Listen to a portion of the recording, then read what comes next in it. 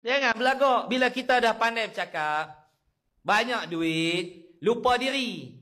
Tengok semalam, kita duk kalut cari dalam Tukadar. Berapa ramai bangsa kita, orang Melayu kita, duk dengar artis duk menyanyi dalam pasaraya. Berimpung ramai-ramai duk berjoget. Bila kita kata buat kerja tu kerja bodoh, mereka kata ustaz-ustaz ni bajet pandai. Kita habaq benda lagu tu tak ada manfaat, dia kata kita ni pegang kunci syurga. Nampak? Dah lah buat kerja tak bermanfaat. Ajak orang ramai. Bila ditegur, dia melenting. Mati besok, buh tudung atas kepala. Main duk teriak-teriak, ustaz dulu, baca ustaz sakit. Hang baca. Ustaz dulu, doa saya nak makan baik. Mati pun nak baik. Masa hidup orang cakap, tengking balik.